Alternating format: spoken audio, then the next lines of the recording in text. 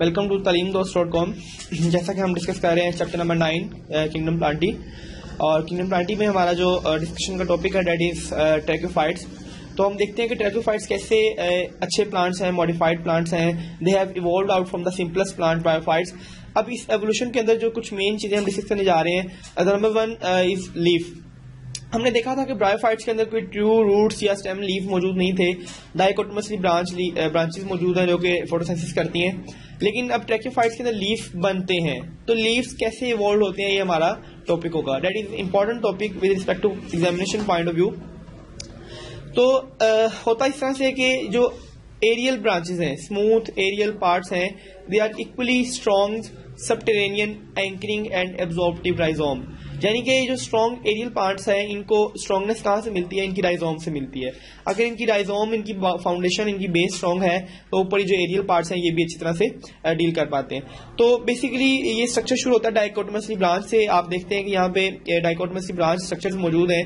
एक ब्रांच है जो आगे 2 में डिवाइड कर रही है, फिर आगे 2 से 2 और बन रही है, 2 से 2। This is dichotomously branch leaf. और ये स्टेप बाय स्टेप, इसके फर्स्ट स्टेप को हम प्लेनेशन भी कहते हैं। ये एक खास अंदाज में मुड़ती है और फिर ये करने के बाद आप देखते हैं कि यहाँ पे लीफ लाइक स्ट्रक्चर्स और ये वेबिंग करने के बाद ये लीफ स्ट्रक्चर्स बनते हैं। तो ये आज हम पढ़ेंगे कि एवोल्यूशन ऑफ लीफ किस तरह से मुमकिन हो पाती है। तो आपको बताया जाता है कुक्सिनिया जो फर्स्ट प्लांट था जिसके पास स्ट्रक्चरल लेआउट बन चुका था स्टेम का, लेकिन उसके अंदर भी लीव मौजूद नहीं थे, लेकिन उसके पास एक लेआउट बन रहा था, एक मॉडल लाइक स्ट्रक्चर बन रहा था और small leave, scale like leave, उसके अंदर लीव भी मौजूद थे। तो कुक्सिनिया से ये काम शुरू होता है मिलियंस ईयर अगो, बहुत से सालों पहले, ठीक है। और कुक्सिनिया जो है वो वेजिटेटिव रिप्रोडक्शन भी शो करता है इन लीव्स के जरिए। नो वस्कुलर टिश्यूज, इन लीव्स को हम ट्रू लीव्स यूं नहीं कह सकते क्योंकि इन लीव्स के अंदर वस्कुलर टिश्यूज, जाइलम और फ्लोएम की स्प्लाइज मौजूद नहीं थी।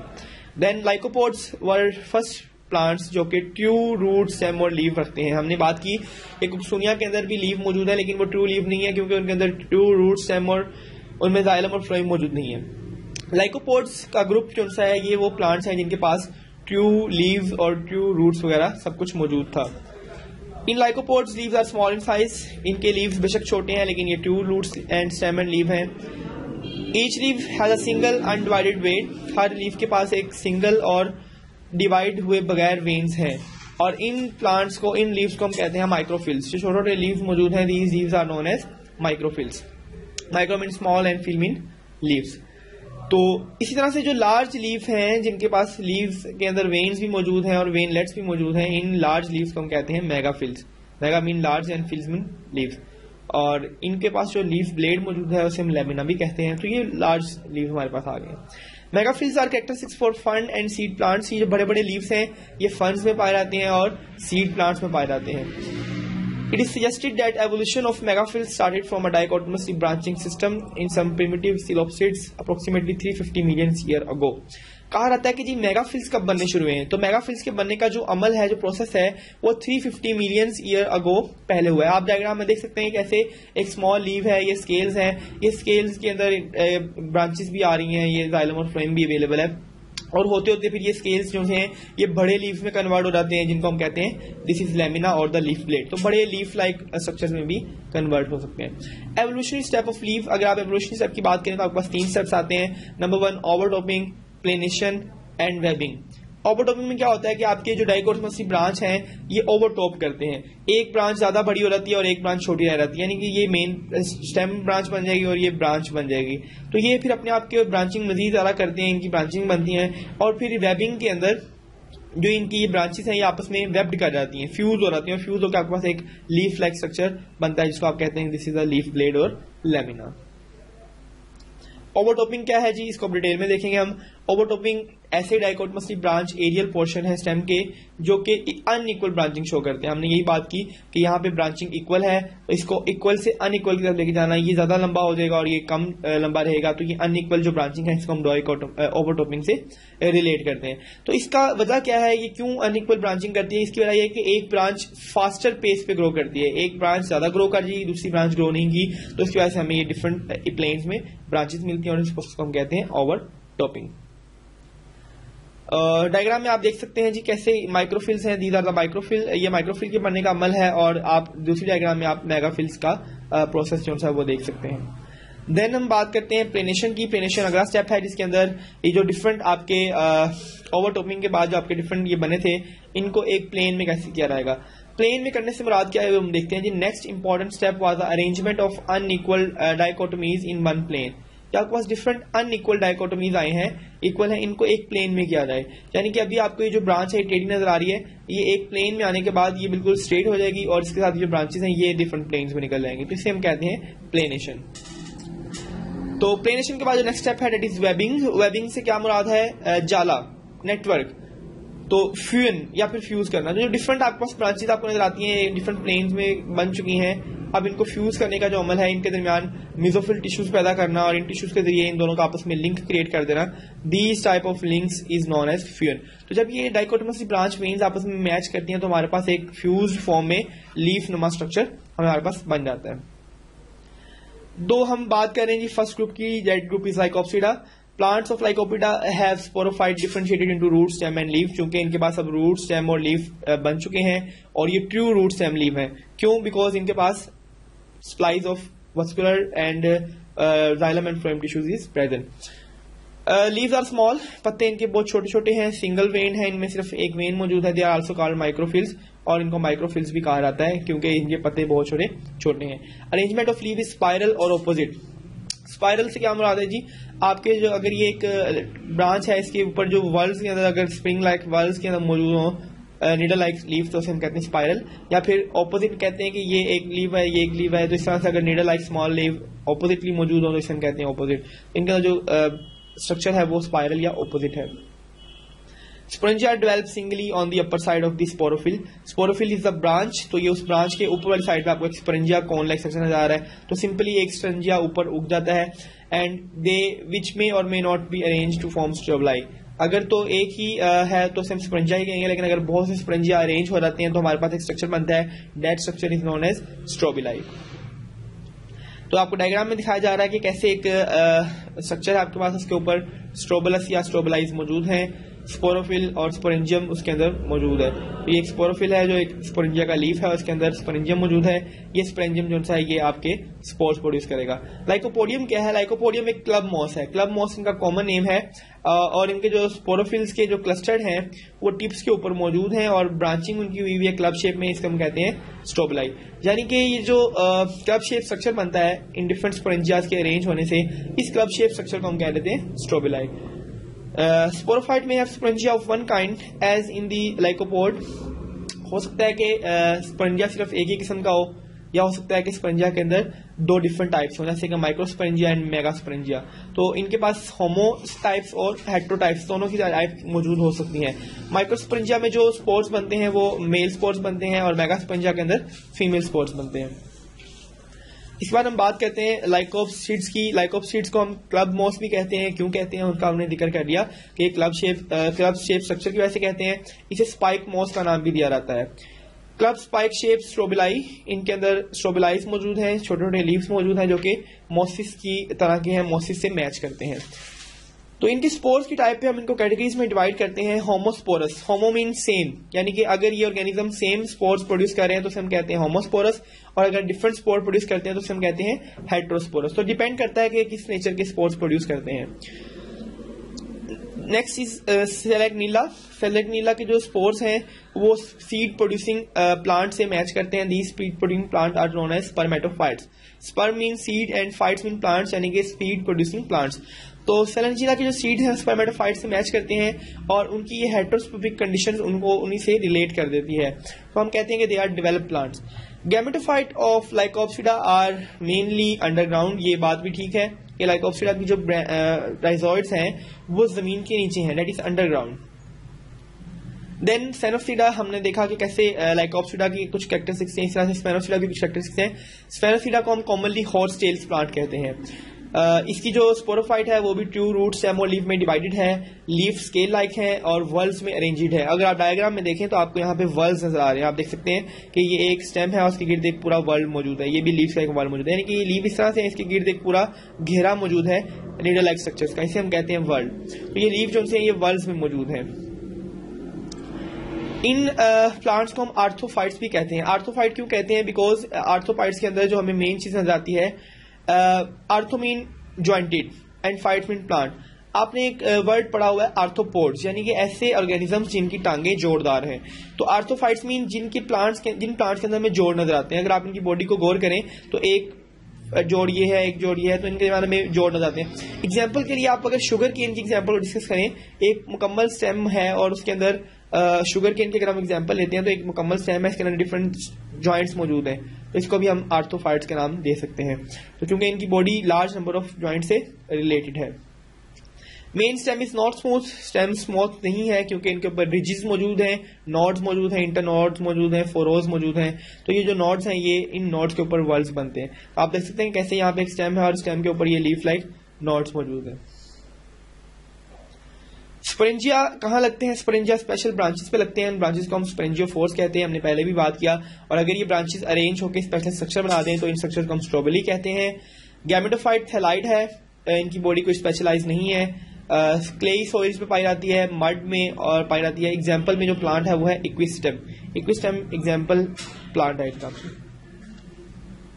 तो डायग्राम में आप देख सकते हैं कि आपको क्लब मॉस दिखाया जा रहा है और ट्री फंड है आपके सामने और हॉर्स टेल है। तो ये डिफरेंट ऑर्गेनिज्म हैं जो कि इस कैटेगरी से बिलोंग करते हैं।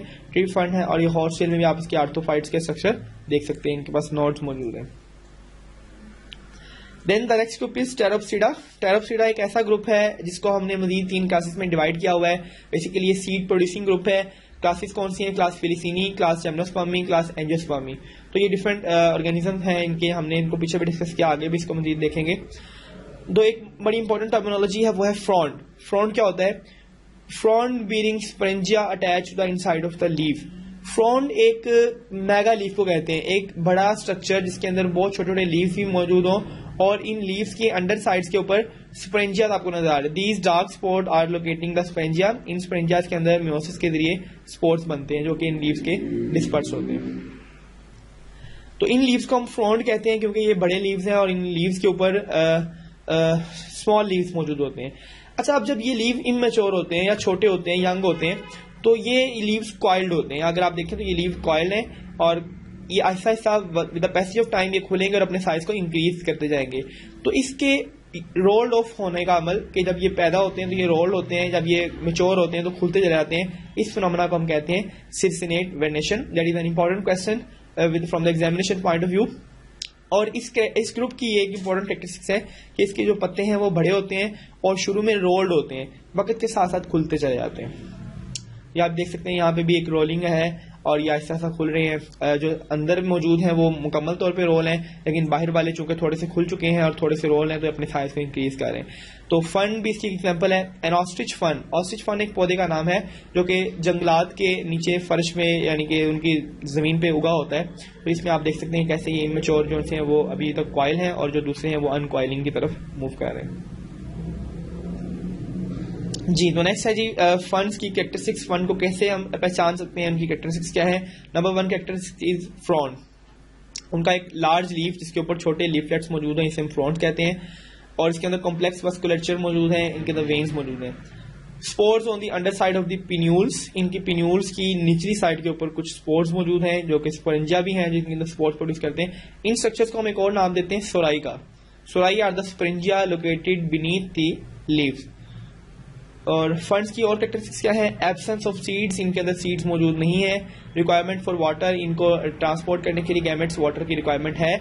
और मल्टी फ्लेजेलेटेड स्पर्म। आप देख सकते हैं कि एक स्पर्म के ऊपर बहुत से फ्लेजेला लगे हुए हैं, इसलिए हम इसे मल्टी फ्लेजेलेटेड स्पर्म कहते हैं। देन फंड स्पोरोफाइट। चूंकि ये भी प्लांट हैं तो ये भी स्पोरोफाइट और गैमेटोफाइट दो डिफरेंट तरह की जनरेशन पे मुश्तमिल होंगे। इनकी क्या कैरेक्टरिस्टिक्स हैं? आप देख सकते हैं कि एक जो स्पोरोफाइट है ये आपको दिखाया जा रहा है, इसकी राइजोम है। राइजोम अंडरग्राउंड स्टेम है और इसके ऊपर लीफ लाइक स्ट्रक्चर्स लगे हुए हैं। These are the rhizoid. इनको एडवेंटिशियस रूट भी कहा जाता है। याद रखिएगा, एडवेंटिशियस रूट उस रूट को कहते हैं जो रूट स्टेम से निकले।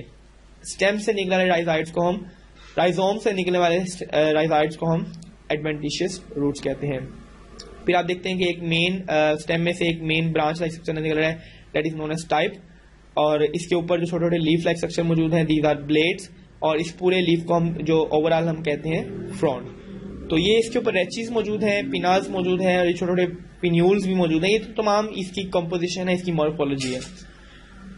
Then there are few structures. Rhizome क्या है? अंडरग्राउंड स्टेम को हमने राइजोम कहा, हमने इसको पीछे भी डिस्कस किया. राइजोम वाटर एब्जॉर्ब नहीं करती क्योंकि ये स्टेम है, इसके अंदर वस्कुलर बंडल्स मौजूद होते हैं.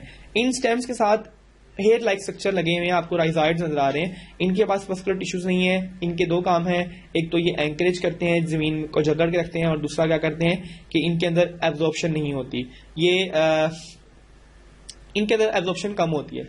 जबकि roots, these are the actual roots, ये असल में क्या काम करते हैं, ये वस्कुलर भी हैं और इनके अंदर मेन एब्जॉर्प्शन भी होती है. तो आपने देखा राइजाइड और रूट्स में क्या फर्क है. Rhizoids are less absorptive and roots are more absorptive. So जो हमारी नेक्स्ट क्लास है that is class फिलिसिनी.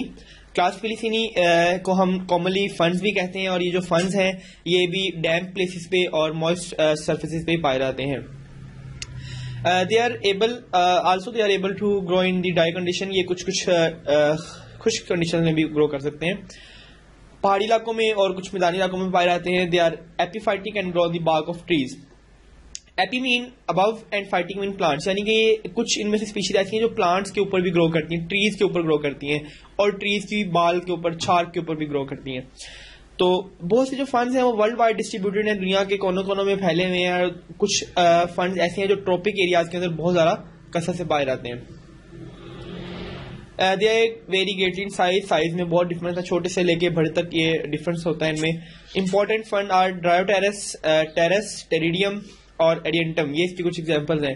Pteridium, डायरोटेरस and terrace, ये इसकी कुछ एग्जांपल्स हैं. देन एडियंटम क्या है? एडियंटम को बेसिकली हम मेडन हेयर फन भी कहते हैं. मेडन हेयर फन इसका सेकंड नेम है, एडियंटम इसका मेन नाम है. एडियंटम जो है वो मॉइस्ट वॉल और वाटर कोर्सेज, पानी की गुजरगाहों के किनारों में पाया जाता है. स्मॉल हर्ब लाइक इसकी स्टेम, रूट्स और लीव्स हैं. जिसकी राइजोम है वो ब्राउनिश स्केल से प्रोटेक्टेड है, यानी कि राइजोम के इर्द ब्राउन कलर के कुछ स्केल्स मौजूद हैं जो इसे प्रोटेक्ट करते हैं और इसे कवरिंग देते हैं, इनकी लीव्स को स्ट्रॉन्ग बनाते हैं. इनकी जो रूट्स हैं they are fibrous roots, adventitious roots हैं जो कि राइजोम की निचली साइड से ओरिजिनेट करती हैं और लार्ज कंपाउंड्स बनाती हैं, कंपाउंड लीव बनाती है जिन्हें हम फ्रॉन्ट्स कहते हैं, और ये राइजोम के अपर साइड पे भी होती हैं. यंग लीव शो सर्सिनेट फर्नेशन, जैसा कि हमने पीछे भी डिस्कस किया, सर्सिनेट फर्नेशन का प्रोसेस इनके अंदर भी शो किया जाता है. यहाँ पे हम देख रहे हैं कि हमारे पास एक राइजोम नजर आ रही है. राइजोम क्या है? राइजोम एक शॉर्ट थिक अंडरग्राउंड स्ट्रक्चर है जो कि अंडरग्राउंड स्टेम भी कहते हैं, इसको हम राइजोम कहते हैं. इससे निकलने वाली ब्रांचेस को हम स्टाइप्स कहते हैं. रेचीज आर ब्लैक. रेचीज क्या है? ये स्ट्रक्चर्स जो कि इसके राइजोम से ओरिजिनेट होते हैं और पूरे लीफ के अंदर ट्रेवल करते हैं, these are known as rachis. Black हैं, स्मूथ और शाइनी है, और इसीलिए इसको मेडन हेयर फंड भी कहा जाता है. यानी कि लीफलेट्स जिनको हम पिने या पिन्यूल्स भी कहते हैं, ये लीफलेट्स डाइकोटोमस वेनेशन शो करते हैं. तो ये लीफलेट्स हैं बेसिकली जो कि ग्रो कर रहे हैं, ये डाइकोटोमस वेनेशन शो कर रहे हैं, और इनके ऊपर सुराई मौजूद है. आप देख सकते हैं यहाँ पे डॉट्स आपको नजर आ रही हैं. These dots are known as sori. Sori क्या है? Sori are the group of sporangia. Leaf की अंडर साइड पे, लीफ की नीचे वाली साइड के ऊपर मार्जिन के करीब छोटे छोटे आपको ब्लैक डॉट्स नजर आते हैं जो कि बेसिकली ग्रुप्स हैं स्पेरेंजियाज के, और इन ग्रुप्स को हम कहते हैं सुराई. समटाइम ये जो लीफलेट्स हैं ये फोल्ड होकर इन स्पेरेंजिया को प्रोटेक्ट कर रहे होते हैं, यानी कि ये लीफलेट्स प्रोटेक्ट कर रहे होते हैं स्पेरेंजिया को. इस स्ट्रक्चर को हम कहते हैं फॉल्स इंड्यूसियम. तो ये इंपॉर्टेंट क्वेश्चन है. फॉल्स इंड्यूसियम क्या होता है? जब लीफ बेंड हो जाए और बेंड करके नीचे मौजूद सुराई को या स्पेरेंजिया के ग्रुप को प्रोटेक्ट करें तो स्ट्रक्चर को हम फॉल्स इंड्यूसियम का नाम देते हैं. Then sori in different species के सोराई किस किस्म के पाए जाते हैं? एडियंटम में आप देख सकते हैं कि ये सोराई है या स्ट्रक्चर्स पाए जा रहे हैं. These are also dryopteris. तो ये तमाम स्पीशीज के अंदर आप सोराई देख सकते हैं.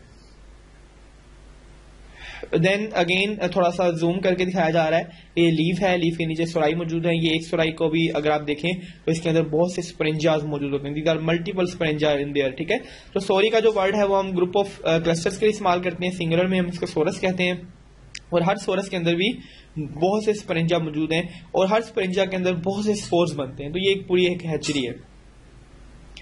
मेच्योर फंड स्पेरेंजियम, जब फंड का जो स्पेरेंजियम है वो मेच्योर करता है तो किस तरह का लगता है? ये आपको दिखाया जा रहा है एक स्पोर. इस स्पोर की माइक्रोस्कोपिक डायग्राम है कि स्पोर कैसा होता है. आप देख सकते हैं इसकी थिक वॉल मौजूद है और सेंटर में इसका वो गैमेट्स वगैरह जो भी इनका एम्ब्रियो है वो मौजूद है.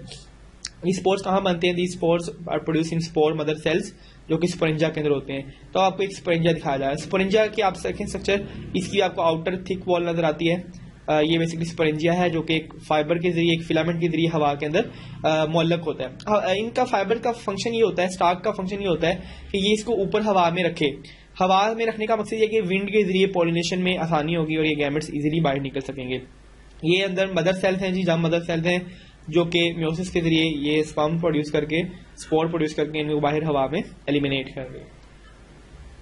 Then एडिएंटम sporophyte. एडिएंटम का स्पोरोफाइट कैसा है? यकीनन स्पोरोफाइट है तो स्पोर प्रोड्यूस करेगा। इसके पास ये स्पोरेंजिया भी मौजूद है, अगेन वही स्टॉक है, स्पोरेंजिया है, आउटर थिक वॉल है, इसको हम एनुलस कहते हैं। एनुलस आउटर थिक वॉल है। अ रिंग और group of thick walled cell. Thick wall cell का एक पूरा ग्रुप है जो कि बहुत से फंड्स में मौजूद होता है और उनके फंक्शंस को काम करता है, रिलीज में काम करता है। इसके अंदर स्पोर्स मौजूद हैं। अब ये जो स्ट्रक्चर इसके यहाँ पे ये सेल्स मौजूद हैं, these cells are known as annulus, हमने इसको डिस्कस कर लिया। अब जो सेल्स यहाँ मौजूद है इन्हें हम कहते हैं स्टोमियम। स्टोमियम क्या है? स्टोमियम ऐसा इलाका है जहाँ पे थिन वॉल सेल मौजूद है। थिक सेल्स को हमने एनुलस का नाम दिया और थिन सेल को हम स्टोमियम कहने जा रहे हैं। तो स्टोमियम थिन वॉल सेल्स हैं जिसके अंदर स्पोर प्रोड्यूसिंग स्ट्रक्चर्स मौजूद हैं और ये स्ट्रक्चर्स रैप्चर करते हैं और इसमें से स्पोर्स बाहर निकलते हैं।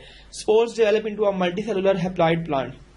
जहां जाके स्पोर्स गिरेंगे वहां जाके एक मल्टीसेलुलर लेकिन हैप्लॉइड प्लांट ग्रो करेगा जिसको हम प्रोथैलस भी कहते हैं और माइटोसिस के जरिए ये ग्रो करता चला जाएगा। देन जर्मिनेटिंग फंड स्पोर। जैसे ही फंड आके कहीं गिरता है तो ये जर्मिनेट करता है। आप देख सकते हैं कि यहाँ पे इसकी रूट लाइक स्ट्रक्चर और ये इसकी डिफरेंट चीजें माननी है तो ये जर्मिनेट कर रहा है। तो ये स्पोर था, डिवीजन के जरिए टेट्राड में डिवाइड हुआ, फिर ये जर्मिनेट कर रहा है, सारे डिवीजन हुई तो ये मल्टी सेलुलर प्रोथैलस में डिवाइड होता है। फिर ये अपनी राइजाइड्स बना रहा है, एब्जॉर्प्शन करेगा मिनरल्स की, वाटर की, और सेल्फ सफिशिएंट होकर अपनी फोटोसिंथेसिस वगैरह करेगा। तो मेन जो मकसद है बताने का यहाँ पे है कि स्पोर जो से ये विंड के जरिए डेवलप होते हैं, विंड के जरिए डिस्पर्स हो जाते हैं और जहां लाके गिरते हैं वहां पे अपनी मजीद नई डेवलपमेंट स्टार्ट कर देते हैं। गैमेटोफाइट कैसा है? अब जहां पे स्पोर्स गिरे वहां आके गैमेटोफाइट बना। इस गैमेटोफाइट को हमने नाम दिया प्रोथैलस का। And this prothallus is heart shape plate. Plate का वर्ड इससे यूज किया जा रहा है, ये बिल्कुल प्लेट की तरह चिपटा होता है और चिपटा सा एक हार्ट शेप दिल नुमा इस तरह का एक स्ट्रक्चर होता है जिसकी निचली साइड पे राइजाइड भी मौजूद है। आप यहाँ पे भी देख सकते हैं, बहुत छोटा सा 1 सेंटीमीटर का इसका जो साइज है वो है और ये हार्ट शेप है। राइजाइड आप देख सकते हैं, ये ग्रीन है, फोटोसिंथेटिक है, इसमें फोटोसिंथेसिस होती है। इसकी जो राइजाइड्स है वो इसको जमीन के साथ अटैच करके रखती हैं। इसके ऊपर कोई क्यूटिकल मौजूद नहीं है। क्यों मौजूद नहीं है? बिकॉज ये सिर्फ डैम्प कंडीशन में होता है, सिर्फ ये नमी वाली कंडीशन में पाया जाता है। Then एडिएंटम gametophytes. एडिएंटम की गैमेटोफाइट्स कैसी हैं? राइजाइड्स मौजूद है इसके ऊपर, आर्चिगोनिया है निचली साइड पे जिसके अंदर एग्स बनते हैं और इसी तरह से एंथीरिया भी है जो कि स्पर्म बनाता है। आर्चिगोनिया जो है वो लोकेटेड होता है near the notch. This is known as notch. ये जो इसका अंदर की तरफ बेंड हुआ हुआ स्ट्रक्चर है इसको हम नॉच कहते हैं। इस नॉच के करीब आर्चिगोनिया मौजूद है और निचली साइड पे यहाँ पे एंथीरियम मौजूद है। तो एंथीरिया में स्पर्म बनते हैं, the sperm transfer to the archegonia और यहाँ पे फर्टिलाइजेशन वाकया होती है। ये आपको इसका एक एक्चुअल व्यू दिखाया जा रहा है। आर्चिगोनियम ये है और ये एंथीरिया है, यहाँ से यहाँ स्पर्म ट्रांसफर करेंगे। Then life cycle of adiantum. Adiantum का लाइफ साइकिल कैसा है?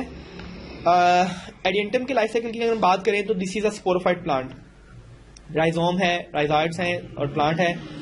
इस प्लांट की लीफ के नीचे सोराई मौजूद होंगे, स्पोरेंजियाज मौजूद हैं, इसके अंदर स्पोर्स बनेंगे। ये स्पोर्स जब मैच्योर होते हैं तो हवा के जरिए पूरी एरिया में फैल जाएंगे। जहां पे सूटेबल लैंड पे गिरेंगे वहां जर्मिनेट करेंगे, जर्मिनेट करके एक हार्ट शेप प्रोथैलस बनाएंगे। इस प्रोथैलस के पास मेल गैमेट्स और फीमेल गैमेट्स दोनों का इंतजाम मौजूद है। अपने अपने गैमेट्स प्रोड्यूस करेगा और इनको कंबाइन करेंगे फिर फर्टिलाइजेशन के जरिए और आपके पास एक जाइगोट बनेगा।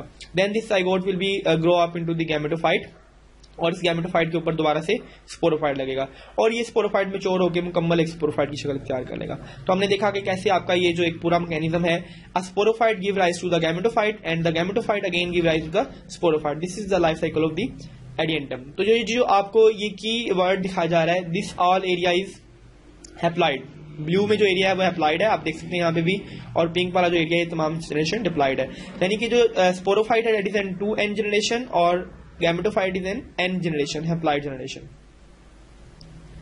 फिर आपको एक स्ट्रक्चर दिखाया जाता है यहाँ पे, यंग फंड sporophyte growing out of its gametophyte.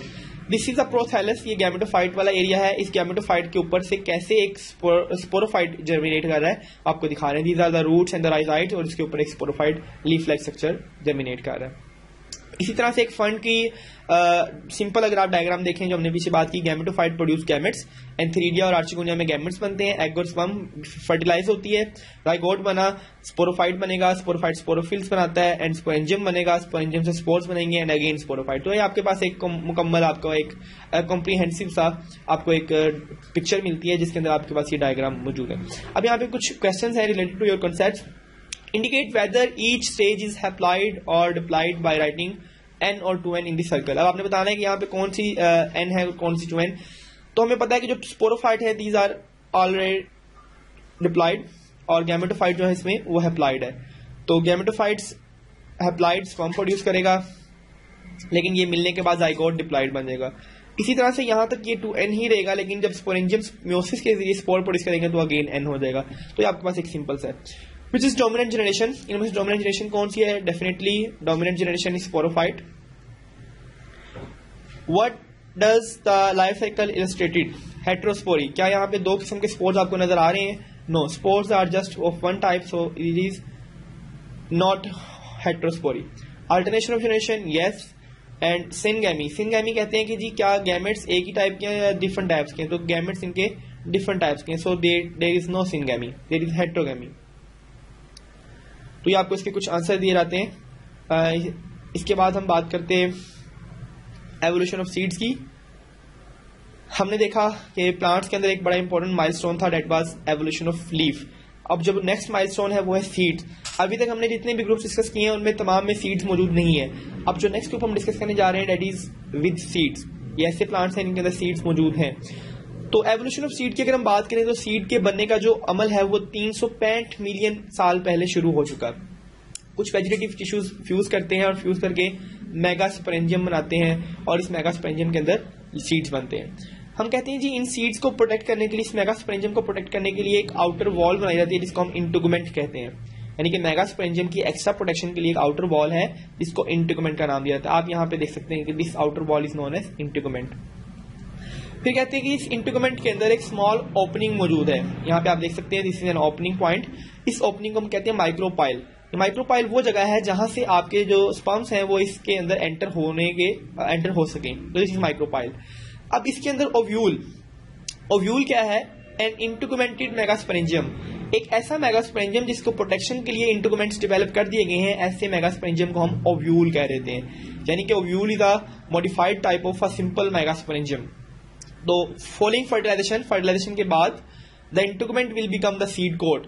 Fertilisation के बाद ये जो इंटीगुमेंट है पहले भी प्रोटेक्शन कर रहा है, बाद में भी ये सीड कोट में कन्वर्ट हो जाएगा और सीड की प्रोटेक्शन करेगा। एग्जांपल हमने लास्ट लेक्चर में डिस्कस की थी कि अगर हम एक चने की एग्जांपल लेते हैं तो चने के ऊपर जो छिलका मौजूद है ब्लैक कलर का, that is a seed coat, जो कि सीड की प्रोटेक्शन कर रहा है वहां पे। तो इसी तरह से माइक्रोपाइल वो जगह है जहां से पोलन ट्यूब एंटर होगी और यहीं से स्पर्म जो हम इसकी अंदर एंट्री कर सकेंगे। All seed producing plants are called spermatophytes. वो तमाम पौधे जो सीड प्रोड्यूस करते हैं they are known as spermatophytes. Various steps involve in the evolution of seed habit are following. Seeds के बनने में जो डिफरेंट स्टेप्स हैं वो कौन कौन से हैं? Evolution of heterospory, different type के स्पोर्स का होना। यानी कि पहला स्टेप ये है कि पहले हम देखते हैं कि जो स्पोर्स हैं वो एक ही तरह के स्पोर्स हैं सारे। अब ऐसा नहीं है, अब दो डिफरेंट तरह के स्पोर्स बनेंगे। Hetero mean different and spory mean spores. तो दो डिफरेंट टाइप के स्पोर्स का बनना हेटेरोस्पोरी कहलाता है। Retention and germination of megaspore with in the megasporangium. जो मेगास्पोर्स बनेंगे वो मेगास्पोरेंजियम के अंदर ही रहेंगे। Development of protective layer around megasporangium. Megasporangium के गिर्द प्रोटेक्शन को बढ़ाने के लिए एक प्रोटेक्टिव लेयर बन जाएगी। Reduction to a single functional megaspore per sporangium. This is an important point कि हम देखते हैं कि जब स्पोर्स बनते हैं, गैमेट्स बनते हैं, तो वो लार्ज अमाउंट में बनते हैं ताकि चांसेस ज्यादा रहें। अगर उनमें से कुछ स्पोर्स या गैमेट्स मर भी जाते हैं तो बाकी के ग्रो कर जाएंगे, ठीक है। लेकिन अब यहाँ पे हम क्या काम कर रहे हैं? हम रिडक्शन कर रहे हैं, रिड्यूस कर रहे हैं। तमाम मेगास्पोर्स को खत्म कर दिया जाता है, सिर्फ एक मेगास्पोर रखा रहता है, सिंगल फंक्शनल, सिर्फ एक और काम करने वाला मेगास्पोर रखा रहेगा एक स्पोरेंजियम के अंदर। देखिए अब पिछली दफा हमने क्या किया? हमने प्रोटेक्शन बढ़ा दी है, हमने सर्वाइवल के चांसेस बढ़ा दिए और नंबर ऑफ स्पोर्स को कम कर दिया ताकि सारा फोकस हमारा इन एक स्पोर पे रहे और सारी न्यूट्रिशन, सारी फैसिलिटीज इस एक को ही मिलेंगी तो वो एक बड़ी अच्छी तरह से ग्रो करेगा। तो ये बेसिक एक मैकेनिज्म है ताकि एक सीड के अंदर सिर्फ एक ही एम्ब्रियो बने। Development of an embryo sac within the दी स्पोरेंजियम। स्पोरेंजियम के अंदर एक एम्ब्रियो सैक बनाना। एम्ब्रियो सैक मीन एक नन्हा सा स्ट्रक्चर है जो कि एम्ब्रियो को कवर करता है। This is also for the protection.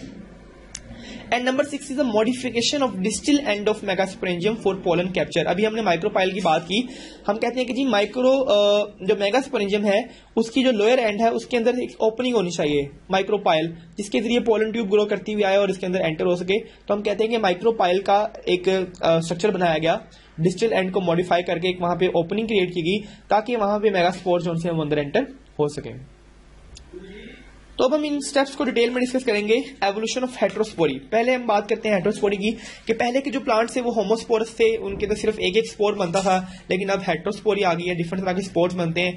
तो डिफरेंट तरह के स्पोर्स बनने से फायदा क्या होता है, आपके पास दो स्पोर्स बने हैं, माइक्रोस्पोर एंड मेगास्पोर। माइक्रोस्पोर जो है वो मेल गैमेटोफाइट बनाएंगे और मेगास्पोर जो है वो फीमेल गैमेटोफाइट बनाएंगे। तो इस तरह से हमारे पास वैरायटी भी ज्यादा आती है। तो अब एक स्पोर जो है वो डिवाइड करके आपके पास डिफरेंट ग्रुप्स में कन्वर्ट हो रहा है, 1 और 4 spore.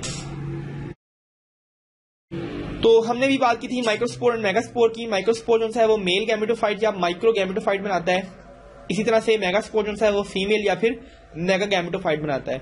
They are produce in small number.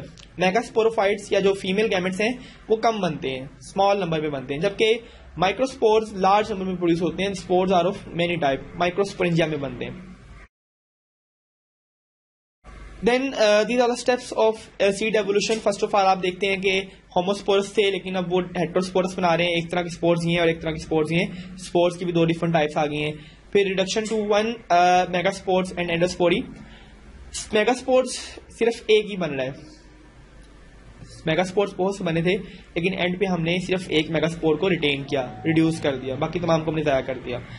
और एंडोस्पोरी, एंडो मीन इनसाइड। पहले स्पोर्स को बॉडी से बाहर निकाल दिया जाता था ताकि आप एनवायरनमेंट में जाओ, लेकिन अब प्रोटेक्शन की गर्ज से जो स्पोर्स है उनको बॉडी के अंदर रखा जा रहा है, ठीक है, तो दे आर प्रोटेक्टेड। इसके अलावा प्रोटेक्शन के लिए उनके पास एक्स्ट्रा इन्वेलप और इंटीग्यूमेंट्स डेवलप किए गए। तो हम देख रहे हैं कि कैसे हम सर्वाइवल के चांसेस बढ़ा रहे हैं ताकि हमारी जो सीड वगैरह है ये ग्रो कर सकें। जिम्नोस्पर्म्स, तो ये थी आपकी सीड की एवोल्यूशन। नेक्स्ट हमारा जो टॉपिक है दैट इज जिम्नोस्पर्म। जिम्नोस्पर्म क्या होते हैं, ऐसे प्लांट्स जिनकी सीड्स नेकेड हैं, जिनके सीड्स बाहर ही पाए जाते हैं। आप देख सकते हैं यहाँ पे आपको कॉर्न्स नजर आ रही हैं। दीज आर द प्लांट्स जिनके सीड्स बाहर ही लगे होते हैं, इन्हें हम कहते हैं जिम्नोस्पर्म। सीड विद कॉर्न्स, ये जिम्नोस्पर्म्स वस्कुलर प्लांट्स हैं जो कि सीड प्रोड्यूस करते हैं, लेकिन ये सीड किसी फ्रूट के अंदर नहीं होते बल्कि नेकेड होते हैं। नेकेड कहाँ होते हैं, इनकी बॉडी के ऊपर कुछ वुडन स्केल्स लगते हैं, कुछ कॉर्न्स लगती हैं, उन कॉर्न्स के स्केल के ऊपर ये सीड्स पाए जाते हैं। तो gymno mean naked and sperm mean seed, यानी कि ऐसे प्लांट्स हैं जिनके अंदर नेकेड सीड पाए जाते हैं and they are not protected by fruit, और ये किसी फल वगैरह या किसी छिलके से इनके ऊपर प्रोटेक्शन नहीं होती, जस्ट एनवायरनमेंट के अंदर एक्सपोज होते हैं।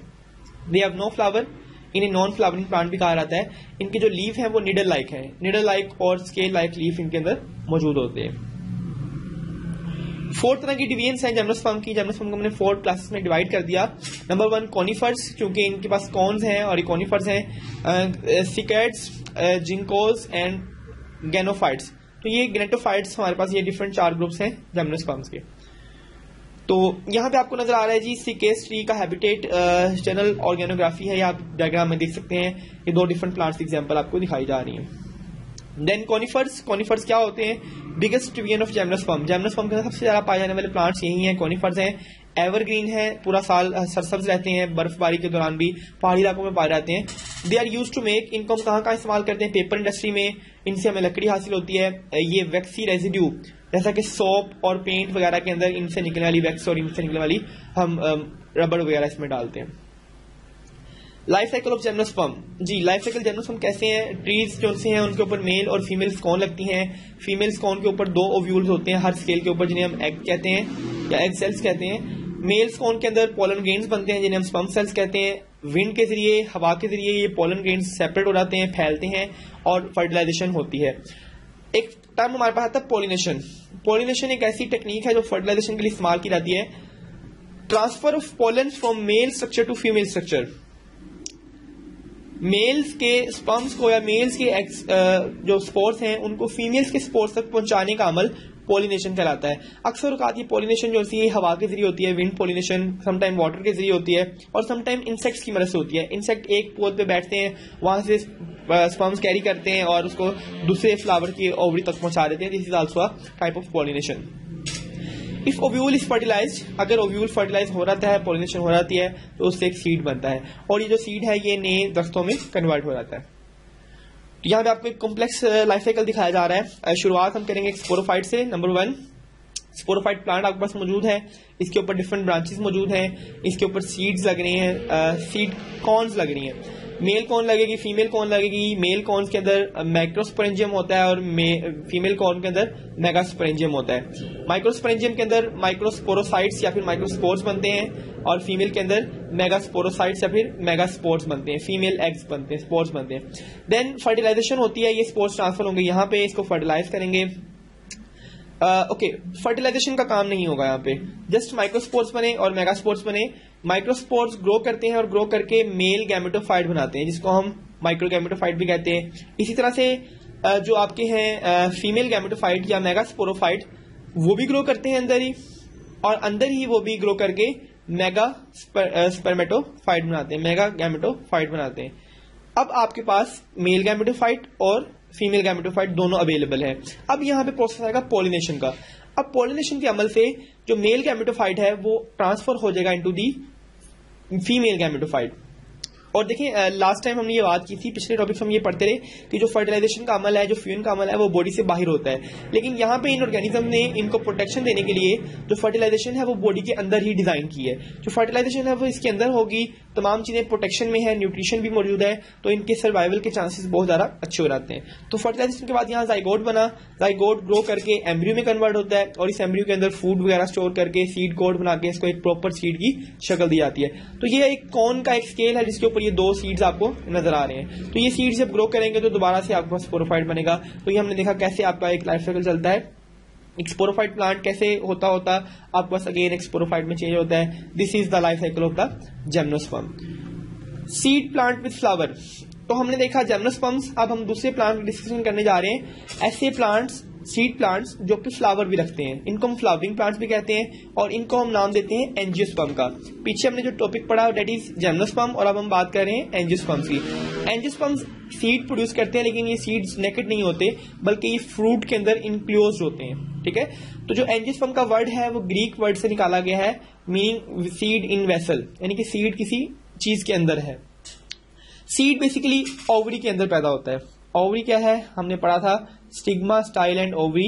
ये आपका जो फ्लावर है उसका फीमेल पार्ट है कार्पल। कार्पल के 3 टाइप्स हैं, stigma, style and ovary. First one is stigma, this is style and this is ovary.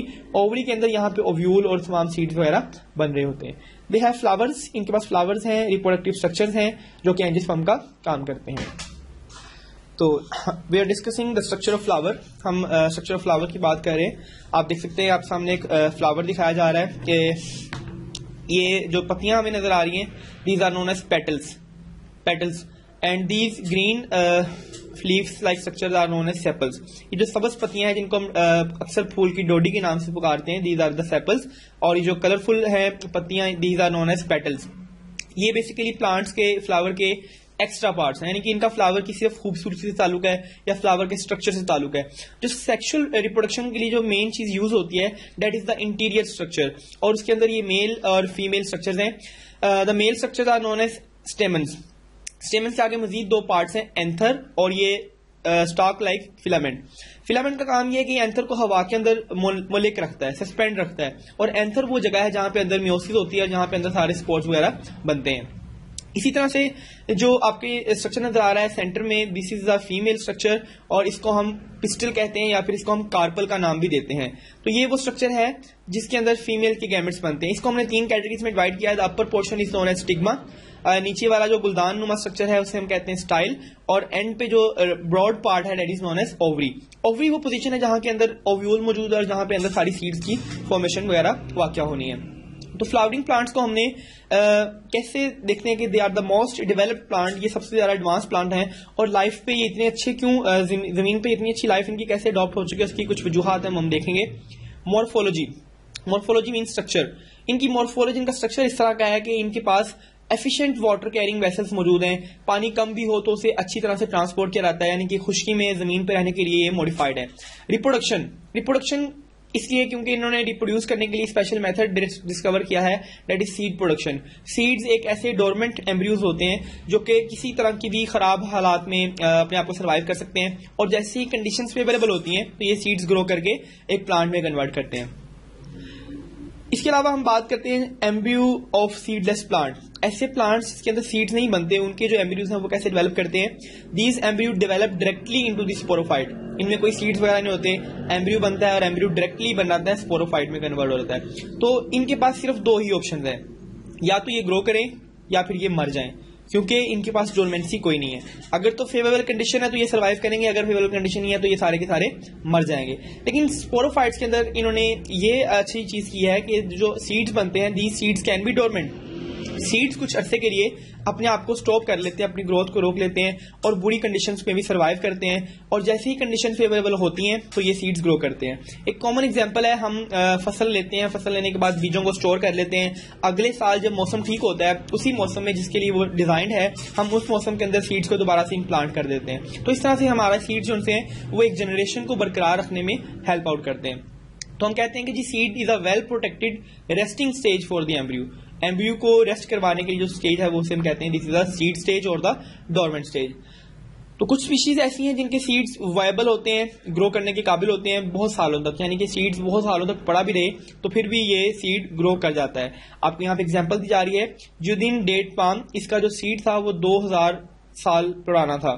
2000 साल पुराने सीड को 2005 में ग्रो करवाया गया आफ्टर 2000 ईयर, और ये सीड कामयाबी से उग गया। यानी कि 2000 साल तक भी कुछ सीड्स के अंदर प्रिजर्व रहने की एबिलिटी मौजूद होती है। फिर सीड के स्ट्रक्चर की बात करें तो इसके बाहर सीड कोट मौजूद होता है। ये वही कोट है जिसका हम जिक्र पीछे भी कर चुके हैं कि सीड की प्रोटेक्शन के लिए इसके ऊपर एक टफ टाइप का एक कवर मौजूद है, this is known as seed coat. ये उसको खुश्क होने से बचाता है, उसके वाटर लॉस से बचाता है, प्रीडेटर से बचाता है, ऐसे शिकारी जो कि इन सीड्स को खाते हैं उनको खाने से रोकता है, और समटाइम फंजाई वगैरह जो चीजों को डिकम्पोज करते हैं उनकी डिकम्पोजिशन को भी कम कर देता है। तो ये सीड्स की प्रोटेक्शन के लिए, बल्कि सीड के अंदर मौजूद एम्ब्रियो की प्रोटेक्शन के लिए ये कुछ स्ट्रक्चर्स हमारे सामने मौजूद हैं।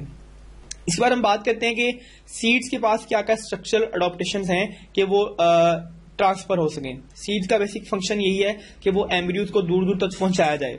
आपके एक प्लांट जो सीड प्रोड्यूस करता है, अगर वो सारे के सारे सीड्स वहीं गिर जाए तो वहां पे एक झुंड सा इकट्ठा हो जाए और प्लांट्स के अंदर कंपटीशन पैदा हो जाए, वो आपस में ग्रो ना कर सकें। तो ये बहुत जरूरी है कि जब सीड्स बनते हैं तो उन्हें हवा के जरिए किसी भी जरिए से उन्हें डिस्पर्स किया जाए। तो हमारे पास कुछ सीड्स की टाइप्स हैं। कुछ सीड्स ऐसी हैं जिनके ऊपर छोटे छोटे हेयर लाइक स्ट्रक्चर्स मौजूद हैं। ये जो हेयर स्ट्रक्चर्स हैं ये जानवरों की फर के साथ अटैच हो जाते हैं। ऐसा आप देख रहे हैं कि एक डॉग की सरफेस के ऊपर, उसकी स्किन के ऊपर कुछ ये सीड्स अटैच हो चुके हैं। अब ये डॉग जहां तक जाएगा ये सीड उसके साथ साथ वहां तक जाएंगे और आपके सीड डिस्पर्स हो जाएंगे।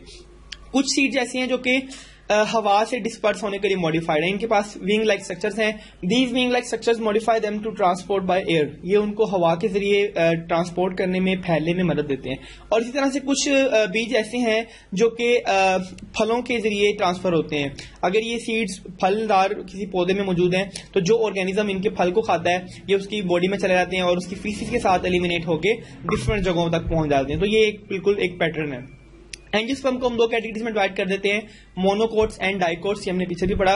मोनोकोट्स वो प्लांट्स जिनके पास सिर्फ एक कोटिलेडन मौजूद है। तो कोट का वर्ड है that is belonging to the word cotyledons. अगर हम एक सीड को देखें तो हमें एक सीड जो है वो दो पोर्शन में मुश्किल नजर आता है। जैसे अगर हम चने को एग्जाम्पल लें तो चने का जो सीड है वो इस तरह का हमें नजर आता है। इसके अंदर दो कोटिलेडन मौजूद होते हैं। मटर की एग्जाम्पल ले लें, मटर को अगर हम प्रेस करें तो वो दो पार्ट्स में डिवाइड हो जाता है। दिस मीन दैट ये दो कोटिलेडन पे मुश्तमिल है। आलमंड और पी, ग्राम्स, ये सारे डाइकोटिलेडन सीड्स हैं। जबकि मोनोकोट ऐसा सीड जो कि सिर्फ एक कोटिलेडन पे मुश्तमिल हो, जस्ट लाइक राइस, चावल, गंदुम, ये सारे के सारे एक कोटिलेडन पे मुश्तमिल है। तो इनके सीड्स की शेप या स्ट्रक्चर की बुनियाद पर हमने उन्हें कैटेगरीज में डिवाइड किया है, मोनोकोट्स एंड डाइकोट्स। तो मोनोकोट्स की क्या एग्जांपल्स हैं जी? मोनोकोट्स के पास सिर्फ एक कोटिलेडन होता है। इनकी जो वेन्स हैं वो पैरेलल हैं, स्मूथ वेन्स हैं इनकी। वस्कुलर बंडल्स इनके अंदर अरेंज नहीं होते, सिंपली बस सबमर्ज्ड फॉर्म में होते हैं। रूट्स इनके अंदर फाइब्रस होती हैं। फ्लावर पार्ट जो है वो मल्टीपल ऑफ 3 होते हैं। इनकी पत्तियां या तो 3 होती हैं या फिर 3 की मल्टीपल होती हैं। 2 कोटिलेडन्स होते हैं। वेन्स जो हैं वो नेट लाइक हैं, एक नेटवर्क बनता है इनमें। वस्कुलर बंडल जो हैं वो एक रिंग की फॉर्म में अरेंज है, एक सेंट्रल रिंग की फॉर्म में अरेंज होते हैं। जबकि टैप रूट जो है इसमें टैप रूट प्रेजेंट है। फ्लोरल पार्ट जो इसके हैं वो 4, 5, या तो पत्तियां 4 होंगी या 5 होंगी या मल्टीपल ऑफ 4 और 5 तक हो सकती हैं।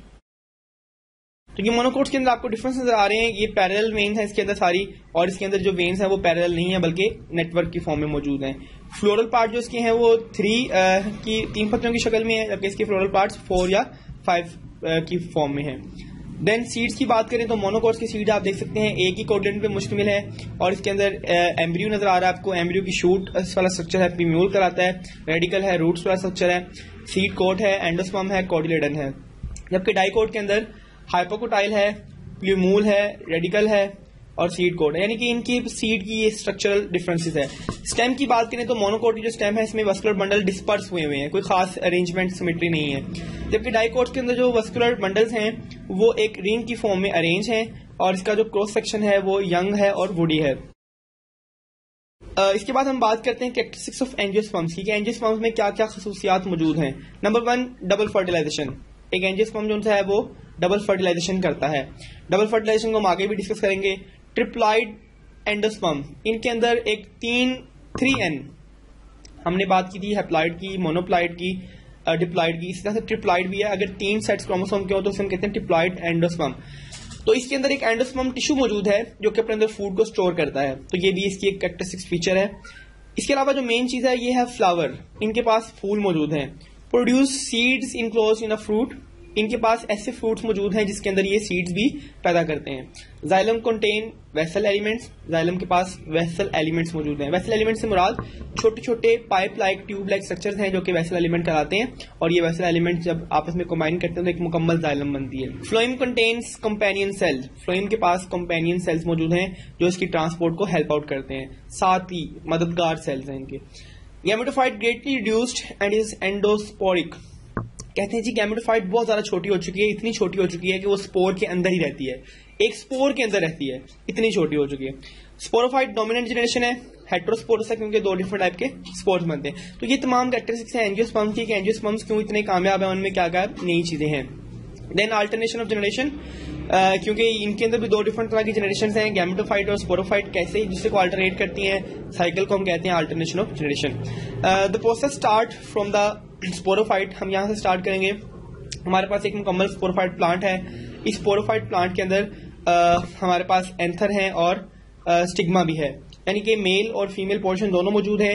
मेल पार्ट्स में एंथर के अंदर मियोसिस होगी और माइक्रोस्पोर्स बनेंगे, फीमेल पार्ट में ओव्यूल के अंदर मियोसिस होगी और मेगास्पोर्स बनेंगे।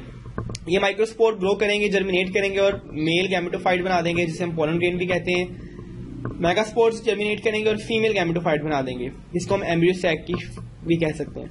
अब ये male gametophyte male gametes produce करेंगे, दैट इज स्पर्म्स, और female gametophyte female gametes produce करेंगे, that is egg. Now these eggs and sperm fertilize to form zygote. Zygote के बाद एम्ब्रियो बनेगा और एम्ब्रियो को सीड में प्रिजर्व किया जाएगा, और ये सीड जब जर्मिनेट करेगा तो दोबारा से हमारे पास एक स्पोरोफाइट बन जाएगा। तो this is the life cycle of a angiosperm plant. यहाँ तक जो सारी जनरेशन है वो हैप्लॉइड है, गैमेटोफाइट हैप्लॉइड है, और इससे ऊपर ऊपर सारी डिप्लॉइड है। तो आप देख सकते हैं कैसे एक जनरेशन दूसरी को डील करती है। Next, alternation of generation. Angiosperm में हम इसी की बात कर रहे हैं। प्लांट का एक स्ट्रक्चर आपको दिखाया जा रहा है कि फ्लावर है, लीफ है, स्टेम है, रूट्स हैं, टैप रूट हैं, लेटरल रूट्स कहते हैं साइड्स की रूट्स को, वेजिटेटिव शूट्स हैं, लेटरल शूट्स भी इन्हें कहते हैं, एक्सिलरी बर्ड जो कि एक शूट के साथ पाई जाती है। तो ये डिफरेंट आपको टर्मिनोलॉजी जानने आ रही है। पेटाइल वो पार्ट है जहां पे एक जो पौधा है वो जर्मिनेट कर रहा है। डिप्लॉइड स्पोरोफाइट्स, तो ये जो डिप्लॉइड स्पोरोफाइट्स हैं इनके पास कुछ स्ट्रक्चर्स हैं, लीव्स हैं, स्टेम्स हैं, रूट्स हैं, और मैक्रोस्कोपिक पार्ट ऑफ फ्लावर। इनके जो फ्लावर्स हैं वो आम आंख से देखे जा सकते हैं और फ्लावर के पार्ट भी विजिबल हैं आपको। हैप्लॉइड गैमेटोफाइट किस तरह के हैं? They are reduce to few cells, बहुत छोटे हैं, चंद सेल्स तक महदूद रह गए हैं और स्पोरोफाइट के अंदर ही रहते हैं, इसीलिए इन्हें हम एंडोस्पोरिक कहते हैं। Nutritionally depend upon the sporophyte, अब इनकी जो गैमेटोफाइट है बहुत छोटी है, रिड्यूस है, और ये स्पोरोफाइट पे डिपेंड करती है फॉर देयर न्यूट्रिशन। यहाँ आप देख सकते हैं, अगर आप एक फ्लावर के फीमेल पार्ट को कट करें, इसको देखें तो उसके अंदर आपको माइक्रोस्कोपिक पोलन ग्रेन नजर आते हैं, इसमें ट्यूब न्यूक्लियस नजर आता है। तो ये स्ट्रक्चर्स हम आम आंख से नहीं देख सकते क्योंकि इनकी गैमेटोफाइट बहुत ज्यादा रिड्यूस है, बहुत ज्यादा छोटी हो चुकी है। एंजियोस्पर्म हेट्रोस्पोरस प्लांट है, डिफरेंट तरह के स्पोर्स बनते हैं, आपने देखा था माइक्रोस्पोर्स हैं, मैक्रोस्पोर्स हैं, और ये जो पोलन सीड्स के हैं ये डिफरेंट मैकेनिज्म्स के तहत इवॉल्व होते हैं। ताकि ये डिस्पर्स हो सकें। तो जो लिक्विड वाटर है वो इनको चाहिए नहीं होता, ट्रांसफर ऑफ मेल गैमेट्स करने के लिए इनको वाटर की जरूरत नहीं होती। पोलन्स कैरीड बाय इंसेक्ट्स, तो ये जो इनकी हुक्स हैं, इनकी जो पोलन्स हैं वो इंसेक्ट्स कैरी करते हैं। विंग्स, ऐसे सीड्स इनके पास विंग्स मौजूद हैं, वो हवा के जरिए कैरी कर जाते हैं। और ये आपको एक मुकम्मल दिखाया जा रहा है कार्पल। कार्पल की 3 टाइप्स हैं, स्टिग्मा, स्टाइल, ओवरी, और इसके अंदर ओव्यूल्स है, एम्ब्रियो सैक है। तो ये एक मुकम्मल जो फीमेल पोर्शन है उसका मुकम्मल ओवरव्यू दिखाया जा रहा है। इसी तरह से मेल गैमेटोफाइट, मेल गैमेटोफाइट के अंदर हमारे पास माइक्रोस्पोरेंजियम मौजूद है और इस माइक्रोस्पोरेंजियम के अंदर बहुत से पोलन सैक्स हैं और इनके अंदर पोलन ग्रेन्स लगेंगे। तो ये ओवरऑल स्ट्रक्चर है कि कैसे एक स्टेमन जो कि माइक्रोस्पोरोफिल भी कराता है, स्टेमन के 2 पार्ट्स हैं, एंथर और फिलामेंट। बेसिकली काम सारा इस एंथर में हो रहा है, ये आपको इस एंथर को बड़ा करके दिखाया जा रहा है। तो ये जो पोलन ग्रेन बनेंगे इनको माइक्रोस्पोर कहते हैं। माइक्रोस्पोर ग्रो करते हैं, ट्यूब न्यूक्लियस बनाते हैं और ट्यूब न्यूक्लियस बना के फीमेल पार्ट तक अपने गैमेट्स को पहुंचा देते हैं। Male gametophyte reach to the female gametophyte producing a pollen tube. ये हमने जिक्र पीछे भी किया कि एक जो मेल है वो अपनी पोलन ट्यूब बनाता है और ट्यूब को इनलार्ज करता करता करता करता फीमेल पार्ट तक पहुंच जाता है। तो ये आपको एक ट्यूब का माइक्रोस्कोपिक व्यू दिखाया जा रहा है कि ट्यूब के अंदर एक तो ट्यूब न्यूक्लियस है, ये वो पोर्शन है जो इस ट्यूब को आगे आगे ओरिजिनेट करवाता है, ट्यूब को बनाता है ये, और इस ट्यूब के जरिए हमारे जो स्पर्म सेल्स हैं वो इजीली पहुंच जाते हैं। यहाँ पे काबिल गौर बात ये है कि एक टाइम में हमारे 2 स्पर्म जा रहे हैं, तो ये 2 स्पर्म का प्रेजेंस बहुत जरूरी है फॉर डबल फर्टिलाइजेशन। एक टाइम में 2 स्पर्म जब 2 एग को फर्टिलाइज करते हैं तो हम इसे कहते हैं डबल फर्टिलाइजेशन। तो हमारा ये प्रोसेस उसमें काफी जरूरी है। Then female gametophyte, female gametophyte एक मेगा गैमेटोफाइट भी कहलाता है, आप इसका स्ट्रक्चर पीछे भी पढ़ा है। कार्पल के 3 पोर्शन हैं, स्टिग्मा है, स्टाइल है और ओवरी है, आप देख सकते हैं। ओवरी के अंदर मेन ओव्यूल मौजूद है, हमारा जो मेन काम है वो सारा इधर से रिलेटेड है। तो इस ओव्यूल के अंदर क्या क्या होता है इसको हम जरा देखते हैं। ओव्यूल के अंदर फर्स्ट ऑफ ऑल तो नीचे एक ओपनिंग है जिसका नाम है माइक्रोपाइल। ये वो ओपनिंग है जिसके जरिए ट्यूब न्यूक्लियस आता आता आता आता यहाँ से आएगा और यहाँ पे एंटर होगा और यहाँ से फिर अपने एग्स को या अपने स्पर्म्स को यहाँ पे अंदर एंटर करवाएगा। यहाँ पे फर्टिलाइजेशन होती है। एक्स्ट्रा प्रोटेक्शन के लिए आपको बाहर इंटीग्यूमेंट्स नजर आ रहे हैं और फ्यूनिकुलस इसकी वो ब्रांच है जिसके तहत ये अटैच हुआ होता है। इसमें पोलर न्यूक्लियाइज वगैरह मौजूद है, सिनर्जाइड्स मौजूद हैं, ये तमाम इसकी एक कैरेक्टराइजेशन मौजूद है। देन डबल फर्टिलाइजेशन, हमने भी बात की थी कि ट्यूब न्यूक्लियस के अंदर 2 स्पर्म्स एट अ टाइम आते हैं, ठीक है। और इसी तरह से ओव्यूल के अंदर एक एग और एक 2 एंड टिश्यूज मौजूद होते हैं। एट अ टाइम एक स्पर्म एक एग को फर्टिलाइज करता है और दूसरा स्पर्म एक 2 एंड न्यूक्लियस को फर्टिलाइज कर देता है। चूंकि ये दोनों फर्टिलाइजेशन एट अ टाइम हो रही है, 2 male gametes participate at a time in this fertilization, so this fertilization is known as double fertilization, ठीक है।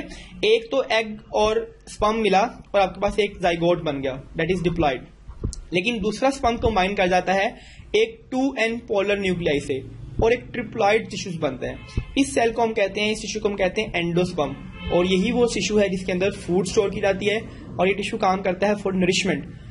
आने वाली सीड्स की जो एम्ब्रियो है उसको न्यूट्रिशन प्रोवाइड करने के लिए इसका काम होगा। तो आप देख सकते हैं डबल फर्टिलाइजेशन, एक ही ओव्यूल के अंदर 2 सेल्स से यहाँ से 2 स्पर्म्स अंदर आए, इस ट्यूब के अंदर 2 स्पर्म्स अंदर आए और इन दोनों को फर्टिलाइज कर दिया। This is known as double fertilization. यहाँ पे आपको एक फ्लावरिंग प्लांट का पूरा ओवरव्यू दिया जाता है कि ये हमारे पास एक फ्लावर है, फ्लावर के अंदर पेटल्स हैं, ये स्टिग्मा है, उसका स्टिग्मा स्टाइल ओवरी है और ये एंथर है। एंथर के अंदर म्योसिस के जरिए पोलन ग्रेन्स बन रहे हैं, this is the pollen grain, और ये पोलन ग्रेन जब ग्रो करता है तो पोलन ट्यूब बनाता है और पोलन ट्यूब के जरिए ये ग्रो करता करता अपने स्पर्म अंदर तक पहुंचाएगा। इसी तरह से फीमेल पार्ट के अंदर क्या हो रहा है कि यहाँ पे सीड कोट बन रहा है, एंडोस्पर्म बन गया है, एम्ब्रियो बन गया है, तो इसके बाद ये फर्टिलाइजेशन हो जाएगी। फर्टिलाइजेशन होने के बाद म्योसिस के जरिए आपस में मिलते हैं, यहाँ से मेल बन के आ रहा है और यहाँ से फीमेल बन के आ रहा है। फीमेल ओव्यूल है, मेगास्पोर कहते हैं इसे, और ये ग्रो करने के बाद जब फर्टिलाइजेशन करता है तो आपके पास एक सीड तैयार हो जाता है। फिर अगेन जब इस सीड को हम कहीं जर्मिनेट करवाएंगे तो ये एक नया प्लांट बन जाएगा और आपका ये साइकिल वैसे ही कंटिन्यू रहेगा। तो ये आपका एक लाइफ साइकिल आपको शो किया जा रहा है। Then a closer look at the mega gametophyte. Mega gametophyte कैसा होता है? मेगा गैमेटोफाइट को हम ओव्यूल भी कहते हैं, इसके अंदर ओवम बन रहे हैं। हमने पहले भी बात की कि ओव्यूल का वर्ड निकला ही ओवा से है, एग से निकला है। तो ऐसा स्ट्रक्चर इसके अंदर एग बनता है उसे हम कहते हैं ओव्यूल।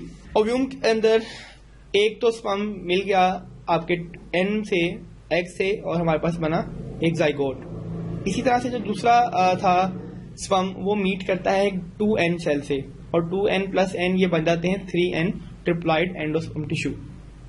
इसके अलावा वहां पे कुछ सेल्स मौजूद हैं जिनको हम एंटीपोडल सेल्स कहते हैं। ये सेल्स का फंक्शन कोई खास नहीं है, लेकिन जस्ट इनकी प्रेजेंस जरूरी है क्योंकि मियोसिस के दौरान ये भी बनते हैं।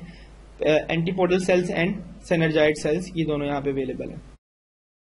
नेक्स्ट हम कहते हैं एंजियोस्पर्मिक फैमिलीज। एंजियोस्पर्म को जैसा कि आपने चैप्टर 5 में देखा कि हम क्लासिफिकेशन में डिफरेंट स्टेप्स में चलते हैं। किंगडम प्लांटी, किंगडम के बाद डिवीजन्स होती हैं, फाइलम्स होते हैं, उसके बाद क्लासेस होती हैं, और उसके बाद ऑर्डर्स होते हैं, फिर फैमिलीज होती हैं। तो जब हम ये क्लासेस वगैरह पढ़ लिया, सब डिवीजन्स पढ़ ली, तो उसके बाद फैमिलीज आती हैं।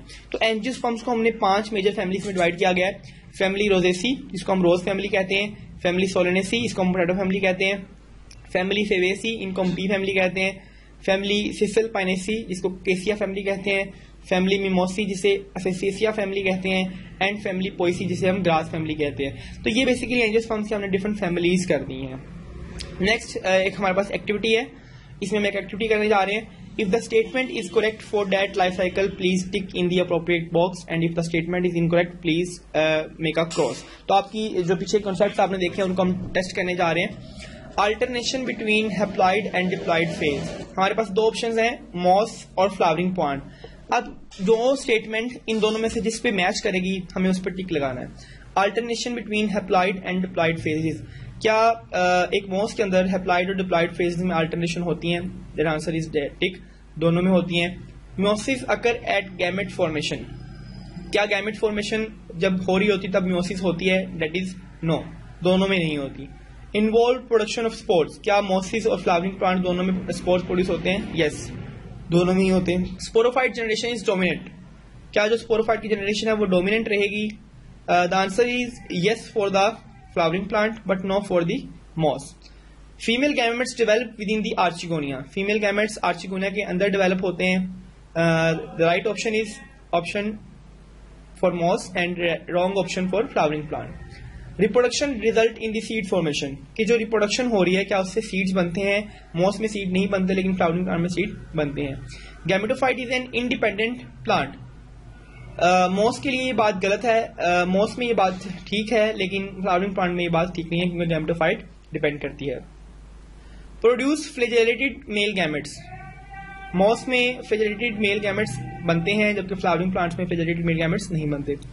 डबल फर्टिलाइजेशन अकर, आपने भी पढ़ा कि फ्लावरिंग प्लांट्स में डबल फर्टिलाइजेशन होती है लेकिन मॉस में नहीं होती। तो this is for the whole today. ये स्लाइड जो हैं ये आपकी 30 to 40% तैयारी के लिए बेस्ट हैं, ये आपकी इन्फॉर्मेशन में इजाफा करती हैं, लेकिन अगर आप अपनी तैयारी को 80 to 90% लेने आ जाते हैं तो आपके लिए बहुत जरूरी है कि आप इस वेबसाइट पे मौजूद वीडियो के साथ मौजूद MCQs को लाजमी सॉल्व करें ताकि आपकी प्रैक्टिस बेहतर हो सके। थैंक यू सो मच, अल्लाह हाफ़िज़।